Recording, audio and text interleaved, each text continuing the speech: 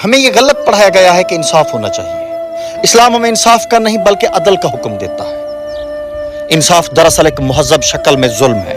3 लोग हैं, एक ताकतवर, एक दरमियाना और एक कमजोर। अब तीनों को 10-10 ईंटें उठाने को कहें, ये इंसाफ होगा क्योंकि बराबर दिया गया। लेकिन ताकतवर को 15, दरमियाने को 10 और कमजोर को 5 ईंटें दी जाएं तो ये अदल है।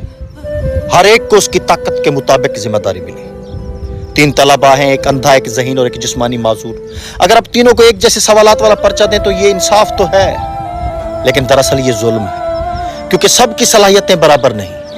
अदल ये है कि हर तालिब इल्म का पर्चा उसकी इस्तिदाद के मुताबिक हो। 3 अफराद आपके पास आए हैं, एक बच्चा, एक बीमार और एक सेहतमंद बालिग। आपके पास 3 रोटियां, 3 दूध के पैक और 3 जूस हैं। अगर आप तीनों को एक एक चीज दें तो इंसाफ तो हो जाएगा, मगर नतीजा जुल्म होगा। अदल यह है कि बच्चा दूध ले, मरीज जूस ले और सेहतमंद रोटी ले। जिसे जो जरूरत हो वही दिया जाए। मेरे मुल्क में एक रिक्शे वाले को 2000 रुपए का जुर्माना किया जाए और मर्सिडीज वाले को भी उतना ही, तो ये इंसाफ तो है, लेकिन दर हकीकत ये भी जुल्म है। रिक्शे वाला राशन काट कर जुर्माना भरेगा और मर्सिडीज वाला जेब से नोट निकाल कर। ये कहाँ का इंसाफ है?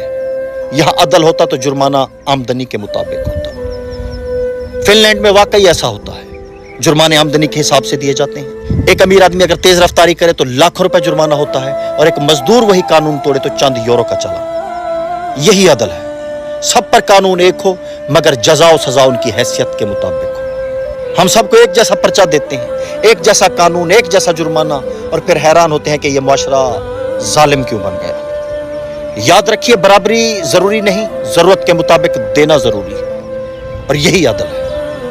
अल्लाह ताला का फरमान है, बेशक अल्लाह अदल और एहसान का हुक्म देता है।